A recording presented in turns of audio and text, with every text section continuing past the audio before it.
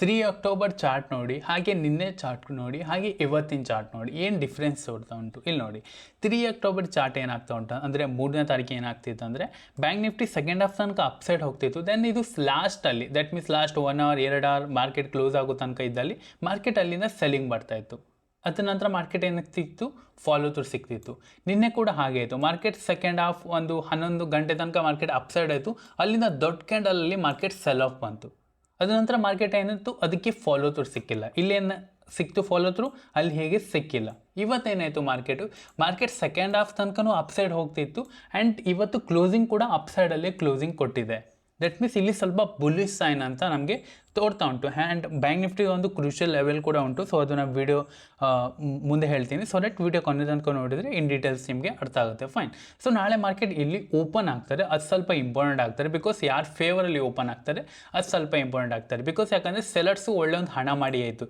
Gap down gap down gap down gap down, ತುಂಬ gap down open ಆಯಿತು. ಯಾರೆಲ್ಲ short ಮಾಡಿರ್ತಾರೆ ಅವರಿಗೆಲ್ಲ ಒಂದೊಳ್ಳೆ ಪ್ರೀಮಿಯಮ್ ಸಿಕ್ಕಿರುತ್ತೆ ನಾಳೆ ಎಕ್ಸ್ಪೈರಿ ಕೂಡ. ಸೊ ಅವರೆಲ್ಲ ಏನು ಮಾಡ್ತಾರೆ, ಟೈಟ್ಲಿ ಟ್ರೇಲ್ ಮಾಡಿರ್ತಾರೆ. ಈ ಡೇ ಹೈ ಹತ್ರ ಅಥವಾ ಈ ಡೇ ಹೈ ಹತ್ರ ಎಲ್ಲ ಟೈಟ್ಲಿ ಟ್ರೇಲ್ ಮಾಡಿರ್ತಾರೆ. ಸೊ ಅದಕ್ಕೆ ನಾಳೆ ಹೈ ಓಪನಿಂಗ್ ಇಸ್ ಇಂಪಾರ್ಟೆಂಟ್. ಹಾಗೆ ನಾಳೆ ಡೇ ಹೈ ಕೂಡ ತುಂಬಾ ಇಂಪಾರ್ಟೆಂಟ್. ಯಾಕಂದರೆ ಇಫ್ ಇನ್ ಕೇಸ್ ನಾಳೆ ಮಾರ್ಕೆಟು ಫ್ಲ್ಯಾಟ್ ಓಪನ್ ಆಯಿತು, ಈ ರೇಂಜಲ್ಲಿ ಓಪನ್ ಆಯಿತು ಅಂದರೆ ಯಾರೆಲ್ಲ ಶಾರ್ಟ್ ಮಾಡಿದಾರಲ್ಲ ಪ್ರೀವಿಯಸ್ ಡೇ ಎಲ್ಲ, ಅವರೆಲ್ಲ ಟ್ರೇಲಿಂಗ್ ಎಸಲಲ್ಲಿ ಇಲ್ಲಿಂದ ಅವ್ರೇನು ಮಾಡ್ತಾರೆ, ಪ್ರಾಫಿಟ್ ಬುಕ್ ಮಾಡ್ತಾರೆ. ರೈಟ್. ಸೊ ಆವಾಗ ಇಲ್ಲಿಂದ ಅಪ್ಸೈಡಲ್ಲಿ ಒಂದು ಮೂಮೆಂಟಮ್ ನಾವು ಎಕ್ಸ್ಪೆಕ್ಟ್ ಮಾಡ್ಬೋದು. ಅದು 51,250ಗಿಂತ ಅಪ್ಸೈಡಲ್ಲಿ ನಾವೊಂದು ಮೂಮೆಂಟಮ್ ಎಕ್ಸ್ಪೆಕ್ಟ್ ಮಾಡ್ಬೋದು.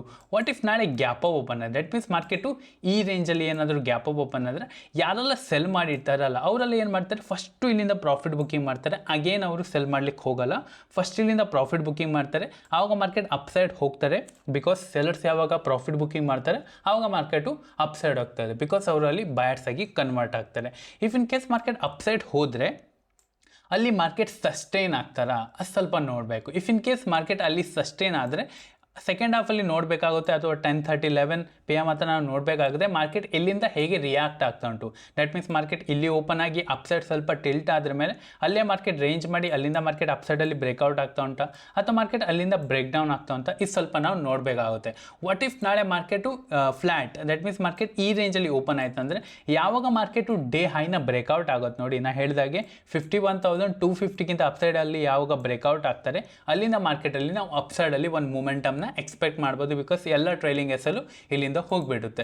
ಇಫ್ ಇನ್ ಕೇಸ್ ನಾಳೆ ಮಾರ್ಕೆಟು ಗ್ಯಾಪ್ ಡೌನ್ ಓಪನ್ ಆದರೆ ತುಂಬ ಇಂಟ್ರೆಸ್ಟಿಂಗ್ ಆಗಿದೆ. ಇಫ್ ಇನ್ ಕೇಸ್ ಈ ರೇಂಜಲ್ಲಿ ಓಪನ್ ಆದರೆ ಯಾರೆಲ್ಲ ಸೆಲ್ಲಿಂಗ್ ಮಾಡಿರ್ತಾರೆ ಅವರೆಲ್ಲ ಟೈಟ್ಲಿ ಟ್ರೇಲ್ ಮಾಡ್ತಾರೆ. ಈ ರೇಂಜಲ್ಲಿ ಇದೇನು ಹೈ ತೋರ್ತಾ ಉಂಟಾ ಇಲ್ಲಿ ಟೈಟ್ಲಿ ಟ್ರೇಲ್ ಮಾಡಿರ್ತಾರೆ. ಆ್ಯಂಡ್ ಪ್ರೀವಿಯಸ್ ಟೈಮಲ್ಲೆಲ್ಲ ಅವರೆಲ್ಲ ಏನು ಎಕ್ಸ್ಪೆಕ್ಟ್ ಮಾಡ್ತಿದ್ರು, ಮಾರ್ಕೆಟ್ ಇಲ್ಲಿ ಒಂದು ಅಪ್ಸೈಡಲ್ಲಿ ಹೋಯಿತು, ಇಲ್ಲಿಂದ ಮಾರ್ಕೆಟ್ ಸೆಲ್ ಆಫ್ ಬಂತು. ಆ್ಯಂಡ್ ಮಾರ್ಕೆಟ್ ಇಲ್ಲಿಂದ ಅಪ್ಸೈಡಲ್ಲಿ ಹೋಯಿತು, ಸೆಕೆಂಡ್ ಹಾಫಲ್ಲಿ ಸೆಲ್ ಆಫ್ ಬಂತು. ಇವತ್ತು ಏನಾಯಿತು, ಅಪ್ಸೈಡಲ್ಲಿ ಕ್ಲೋಸಿಂಗ್ ಕೊಟ್ಟಿದೆ. ಇಫ್ ಇನ್ ಕೇಸ್ ನಾಳೆ ಗ್ಯಾಪ್ ಡೌನ್ ಓಪನ್ ಆದರೆ ಅವ್ರು ವೆಯ್ಟ್ ಮಾಡ್ತಾರೆ, ಟೈಟ್ಲಿ ಟ್ರೇಲ್ ಮಾಡಿ, ದಟ್ ಮೀನ್ಸ್ ಸ್ಟಾಪ್ ಲಾಸ್ನೆಲ್ಲ ಇಲ್ಲಿ ಇಟ್ಕೊಂಡು ಅವರು ಯಾವಾಗ ಮಾರ್ಕೆಟ್ ಡೌನ್ ಸೈಡಲ್ಲಿ ಹೋಗ್ತಾರೆ ಇಲ್ಲಿಂದ ಮಾರ್ಕೆಟಲ್ಲಿ ಮ್ಯಾಸಿವ್ ಸೆಲ್ಲಿಂಗ್ ಬರ್ತಾರೆ. ಜಸ್ಟ್ ನಾನು ನಿಮಗೆ ಒಂದು ಡೈಲಿ ಚಾರ್ಟಲ್ಲಿ ತೋರಿಸ್ತೀನಿ, ಎಷ್ಟು ಚೆನ್ನಾಗಿ ತೋರ್ತಾ ಉಂಟು ಗೊತ್ತುಂಟು ಆ ಚಾರ್ಟು. ಇವತ್ತು ಇನ್ಸೈಡ್ ಟೈಪ್ ಕೂಡ ಕ್ಯಾಂಡಲ್ ಮಾಡ್ತು, ತುಂಬಾ ಚೆನ್ನಾಗಿ ತೋರ್ತಾ ಉಂಟು. ಇಲ್ಲಿ ನೀವು ನೋಡಿ ಮಾರ್ಕೆಟ್ 1 2 3 4 5, ದಟ್ ಮೀನ್ಸ್ ಇದು ಮಲ್ಟಿಪಲ್ ಟೈಮ್ಸ್ ಈ ಸಪೋರ್ಟ್ ಹಿಟ್ ಆಗಿದೆ. ಯಾವಾಗ ನಾಳೆ ಮಾರ್ಕೆಟು ನಿನ್ನೆ ಡೇ ಲೋನ ಬ್ರೇಕ್ ಡೌನ್ ಆಗ್ತಾರೆ, ದಟ್ ಮೀನ್ಸ್ ಸ್ವಲ್ಪ ನೋಡುವ 51,784. ಇಫ್ ಇನ್ ಕೇಸ್ ಮಾರ್ಕೆಟ್ ಯಾವಾಗ ನಾಳೆ ಈ ಲೋನ ಬ್ರೇಕ್ ಡೌನ್ ಆದರೆ ಮಾರ್ಕೆಟ್ ಇಲ್ಲಿಂದ ಮ್ಯಾಸಿವ್ ಡೌನ್ ಸೈಡಲ್ಲಿ ಬರೋ ಚಾನ್ಸಸ್ ಕೂಡ ಉಂಟು. ಇದೇನು ಸೆಲ್ ಆಫ್ ಬಂದಿದೆಯಲ್ಲ ಇದಕ್ಕಿಂತ ಮಾರ್ಕೆಟು ದುಪ್ಪಟ್ಟು. That means if in case ಇಲ್ಲಿಂದ ಒಂದು 1000 ಪಾಯಿಂಟ್ ಫಾಲ್ ಆಗಿದ್ದಾರೆ, ಹೈಪೋಥೆಟಿಕಲಿ ಹೇಳ್ತಾ ಇದ್ದೀನಿ, ಮಾರ್ಕೆಟ್ ಇಲ್ಲಿಂದ ಒಂದು 2000 ಫಾಲ್ ಆಗೋ ಚಾನ್ಸಸ್ ಉಂಟು. ಇಫ್ ಇನ್ ಕೇಸ್ ನಮಗೆ PSU ಬ್ಯಾಂಕ್ ಇಂಡೆಕ್ಸ್ ಹಾಗೆ ಪ್ರೈವೇಟ್ ಬ್ಯಾಂಕ್ ಇಂಡೆಕ್ಸ್ ನಮಗೆ ಸಪೋರ್ಟ್ ಮಾಡಿದರೆ ಮಾತ್ರ, ಯಾಕಂತ ನಾನು ನಿಮಗೆ ವಿಡಿಯೋ ಮುಂದಲ್ಲಿ ಹೇಳ್ತೀನಿ. ಫೈನ್.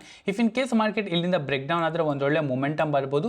ನನ್ನ ಟಾರ್ಗೆಟ್ಸ್ ಅಮೌಂಟ್ ಈ ರೇಂಜಲ್ಲಿ ಇರ್ತಾರೆ. ದಟ್ ಮೀನ್ಸ್ 47,250 ಇಲ್ಲಾಂದರೆ 48,000 ಈ ರೇಂಜ್ ತನಕ ಮಾರ್ಕೆಟು ಇಲ್ಲಿಂದ ಫಾಸ್ಟ್ಲಿ ಫಾಲ್ ಆಗೋ ಚಾನ್ಸಸ್ ಉಂಟು. ನನ್ನ ಪ್ರಕಾರ ಒಂದು minimum to maximum 2K, that means 2,000 point market ಇಲ್ಲಿಂದ ಡೌನ್ ಆಗೋ ಚಾನ್ಸಸ್ ಉಂಟು. ನಾಳೆ market opening is very important, ಹಾಗೆ ಕ್ಲೋಸಿಂಗ್ ಕೂಡ ವೆರಿ ಇಂಪಾರ್ಟೆಂಟ್ ಆಗ್ತದೆ. ಇಲ್ಲಿ ನೋಡಿ ಮಾರ್ಕೆಟ್ ಇಲ್ಲಿಂದ ಸೆಲ್ ಆಫ್ ಬಂದ್ರ ಮೇಲೆ ಒಂದು ಪುಲ್ ಬ್ಯಾಕ್ ಬೇಕು, ರೈಟ್. ಇಫ್ ಇನ್ ಕೇಸ್ ಈ ಪುಲ್ ಬ್ಯಾಕ್ ಸಸ್ಟೈನ್ ಆಯ್ತು ಅಂದರೆ ಮಾರ್ಕೆಟ್ ಏನಾಗ್ತದೆ, slow and study up side ಹೋಗ್ತಾರೆ. ಇಲ್ಲಿ ನೋಡಿ ಮಾರ್ಕೆಟ್ ಇಲ್ಲಿ ಸೆಲ್ ಆಫ್ ಬಂತು, ಒಂದು ಪುಲ್ ಬ್ಯಾಕ್ ಬಂತು, ಬಟ್ ಈ ಪುಲ್ ಬ್ಯಾಕಿಗೆ ಏನಾಯಿತು, ಸಸ್ಟೈನ್ ಆಯಿತು.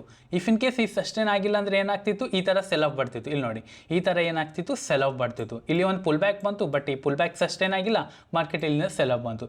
ಇಫ್ ಇನ್ ಕೇಸ್ ಸಸ್ಟೈನ್ ಆದರೆ ಈ ಥರ ಆಗ್ತದೆ. ಅದೇ ನಾಳೆ if in case market flat open ಆಗಲಿ ಅಥವಾ ಗ್ಯಾಪ್ ಅಪ್ ಓಪನ್ ಆಗಲಿ ಅಥವಾ ಗ್ಯಾಪ್ ಡೌನ್ ಓಪನ್ ಆಗಿ ಮಾರ್ಕೆಟ್ ಎಲ್ಲಿ ಈ ಡೌನ್ ಸೈಡಲ್ಲಿ ಕ್ಲೋಸಿಂಗ್ ಕೊಡ್ತಾ ಉಂಟಾ ಅಥವಾ ಇವತ್ತಿನ ಡೇ ಹೈಕ್ಕಿಂತ ಅಪ್ ಸೈಡಲ್ಲಿ ಕ್ಲೋಸಿಂಗ್ ಕೊಡ್ತಾ ಉಂಟಾ, ಅದು ಸ್ವಲ್ಪ ಇಂಪಾರ್ಟೆಂಟ್ ಆಗ್ತದೆ. ನಾಳೆ ದಿನ ತುಂಬ ಇಂಪಾರ್ಟೆಂಟ್ ಆಗ್ತಾರೆ, ಬಿಕಾಸ್ ನಾಳೆ ವೀಕ್ಲಿ ಎಕ್ಸ್ಪೈರಿ ಕೂಡ ಉಂಟು. ನಾಳೆ ಪೊಸಿಷನ್ ತುಂಬ ಯಾರೆಲ್ಲ ಕ್ಯಾರಿ ಮಾಡಿರ್ತಾರೆ, ಇಲ್ಲಿ ಸೆಲ್ ಮಾಡಿರ್ತಾರೆ, ಇಲ್ಲಿ ಸೆಲ್ ಮಾಡಿರ್ತಾರೆ. ಹಾಗೆ ಯಾರೆಲ್ಲ ಇವತ್ತು ಬೈ ಕೂಡ ಮಾಡಿರ್ತಾರೆ, ಇದೊಂದು ಹೋಪಿಂದ ಮಾರ್ಕೆಟ್ ಆಲ್ರೆಡಿ ತುಂಬ ಸೆಲ್ ಆಫ್ ಬಂದಿದೆ, ಇಲ್ಲಿನ ಮಾರ್ಕೆಟ್ ಅಪ್ ಸೈಡ್ ಹೋಗ್ಬೋದು ಅಂತ ಅವರೆಲ್ಲ ಏನು ಮಾಡ್ತಾರೆ, ನಾಳೆ ಸ್ವಲ್ಪ ತುಂಬಾ ವೆಯ್ಟ್ ಮಾಡ್ತಾರೆ, ಮಾರ್ಕೆಟ್ ಯಾವ ರೇಂಜಲ್ಲಿ ಅಪ್ ಸೈಡ್ ಹೋಗ್ಬೋದು ಅವರು ಪೊಸಿಷನ್ನ ಕ್ರಿಯೇಟ್ ಮಾಡ್ತಾರೆ. ಸೊ ಇಲ್ಲಿ ನೋಡಿ ಬ್ಯಾಂಕ್ ನಿಫ್ಟಿ ಡೌನ್ ಸೈಡ್ ಬರಲಿಕ್ಕೆ PSU ಇಂಡೆಕ್ಸ್ ಹಾಗೆ ಪ್ರೈವೇಟ್ ಬ್ಯಾಂಕ್ ಇಂಡೆಕ್ಸ್ ಇದು ಎರಡೂ ಕೂಡ ತುಂಬ ಇಂಪಾರ್ಟೆಂಟ್. ದಟ್ ಮೀನ್ಸ್ ಲಾಸ್ಟ್ 30 ಡೇಸಿಂದ ಇದೇ ಇಂಡೆಕ್ಸು ತುಂಬಾ ಫಾಲ್ ಆಗ್ತಾ ಉಂಟು. ಇಫ್ ಇನ್ ಕೇಸ್ ಇದರಲ್ಲಿ ಏನಾದರೂ ಬೈಯಿಂಗ್ ಬಂತು ಅಂದರೆ ಬ್ಯಾಂಕ್ ನಿಫ್ಟಿ ಕೂಡ ಅಪ್ ಸೈಡ್ ಹೋಗೋ ಚಾನ್ಸಸ್ ಉಂಟು. ಸೊ ಇಫ್ ಇನ್ ಕೇಸ್ ನೀವು ETF ಬೈ ಮಾಡಿಲ್ಲ ಅಂದರೆ ಪ್ಲೀಸ್ ಬೈ ಮಾಡಿ ETF. ಇಫ್ ಇನ್ ಕೇಸ್ ಇದರಲ್ಲಿ ಏನಾದರೂ ಬೈಯಿಂಗ್ ಬಂತು ಪ್ರೈವೇಟ್ ಬ್ಯಾಂಕಲ್ಲಿ ಅಥವಾ PSU ಬ್ಯಾಂಕಲ್ಲಿ ಇಫ್ ಇನ್ ಕೇಸ್ ಏನಾದರೂ ಬೈಯಿಂಗ್ ಬಂತಂದರೆ ಇಲ್ಲಿಂದ ಮಾರ್ಕೆಟ್ ಅಪ್ ಸೈಡ್ ಹೋಗೋ chances are very high. And ಮತ್ತೊಂದು ಇಫ್ ಇನ್ ಕೇಸ್ ನೀವು ನಿಫ್ಟಿನ ನೋಡೋದಾದರೂ ಕೂಡ Nifty oil and gas, that means Reliance ಇದು ವೆಟೇಜ್ ತುಂಬಾ ಉಂಟು ಇದರಲ್ಲಿ, ಯಾವುದರಲ್ಲಿ, ನಿಫ್ಟಿಯಲ್ಲಿ. ಸೊ ಮಾರ್ಕೆಟು ಡೌನ್ ಸೈಡ್ ಬಂದರೆ ಇದರಲ್ಲಿ ಬೈಯಿಂಗ್ ಆಗ್ತಾರೆ. ಇಫ್ ಇನ್ ಕೇಸ್ ಮಾರ್ಕೆಟಲ್ಲಿ ಇದರಲ್ಲಿ ಬೈಯಿಂಗ್ ಆಗ್ತದೆ, that means PSU private bank, PSU bank ಹಾಗೆ ನಿಫ್ಟಿ ಆಯಿಲ್ ಆ್ಯಂಡ್ ಗ್ಯಾಸ್ ಇದರಲ್ಲಿ ಬೈಯಿಂಗ್ ಆದರೆ ಮಾರ್ಕೆಟ್ ಅಪ್ ಸೈಡ್ ಹೋಗೋ ಚಾನ್ಸಸ್ ತುಂಬ ಹೈ. ಬಿಕಾಸ್ ಲಾಸ್ಟ್ 30 ಡೇಸಿಂದ ಇದೇ ಮೇಜರ್ ಇಂಡೆಕ್ಸ್ ತುಂಬಾ ಫಾಲ್ ಆಗಿದೆ, ಇದೇ 3 ಇಂಡೆಕ್ಸು ಮೇಜರಾಗಿ ಫಾಲ್ ಆಗಿದೆ. ಇಫ್ ಇನ್ ಕೇಸ್ ಇದರಲ್ಲಿ ಬೈಯಿಂಗ್ ಬಂದರೆ ಮಾರ್ಕೆಟ್ ಅಪ್ ಸೈಡ್ ಹೋಗೋ chances are very high. Fine. So I hope ನಾನು ಪಾಯಿಂಟಲ್ಲಿ ನಿಮಗೆ ಕ್ಲಿಯರ್ ಆಯ್ತು ಅಂತ. ನಾಳೆ market opening is very important. Market ಎಲ್ಲಿ ಓಪನ್ ಆಗ್ತಾರೆ ಹಾಗೆ ಮಾರ್ಕೆಟ್ ಎಲ್ಲಿಂದ ಕ್ಲೋಸಿಂಗ್ ಕೊಡ್ತಾರೆ, that means market gap up open ಆಗಿ ಡೌನ್ ಸೈಡ್ ಕ್ಲೋಸಿಂಗ್ ಕೊಡ್ತಾರೆ ಅಥವಾ ಮಾರ್ಕೆಟ್ ಗ್ಯಾಪ್ ಡೌನ್ ಓಪನ್ ಆಗಿ ಅಪ್ ಸೈಡ್ ಕ್ಲೋಸಿಂಗ್ ಕೊಡ್ತಾರೆ. ಇದು ತುಂಬಾ important. Please keep on bank Nifty. If in case market fall ಆದರೆ ETF ಬೈ ಮಾಡಿ. ಇಫ್ ಇನ್ ಕೇಸ್ ನಿಮಗೆ ಟ್ರೇಡ್ ಮಾಡ್ಲಿಕ್ಕೆ ಆಗಿಲ್ಲ ಅಂದರೆ ಐ ಹೋಪ್ ನಾನು ಪಾಯಿಂಟಲ್ಲಿ ನಿಮಗೆ ಕ್ಲಿಯರ್ ಆಯ್ತು ಅಂದರೆ if in case video channel definitely like and share ಮಾಡಿ. ಹಾಗೆ ನನಗೆ ನಿನ್ನೆ ವಿಡಿಯೋ ಮಾಡಲಿಕ್ಕೆ ಆಗಿಲ್ಲ ಬಿಕಾಸ್ ಯಾಕಂದರೆ ಸ್ವಲ್ಪ ಪರ್ಸ್ನಲ್ ಇಶ್ಯೂಯಿಂದ. ಹಾಗೆ ನಿಮಗೆ ಯಾವುದಾದ್ರು ಸ್ಟಾಕ್ ಸ್ಪೆಸಿಫಿಕ್ ಅನ್ಲಿಸಸ್ ಬೇಕು, ರೆಕಮೆಂಡೇಷನ್ ಅಲ್ಲ, ಜಸ್ಟ್ ಅನ್ಲಿಸಸ್ ಬೇಕು ನನ್ನ ಪಾಯಿಂಟ್ ಆಫ್ ವ್ಯೂವಿಂದ ಅಂದರೆ ಪ್ಲೀಸ್ ನನಗೆ ಕಾಮೆಂಟ್ ಬಾಕ್ಸ್ ಮೂಲಕ ತಿಳಿಸಿ. ಹಾಗೆ ನಮ್ಮ ಟೆಲಿಗ್ರಾಮ್ ಚಾನಲ್ಲು ಡಿಸ್ಕ್ರಿಪ್ಷನ್ ಉಂಟು, ಅಲ್ಲಿಂದ ನೀವು ಚೆಕ್ಔಟ್ ಮಾಡೋದನ್ನ ಮರಿಬೇಡಿ. Fine. Have a good day, have a profitable week head.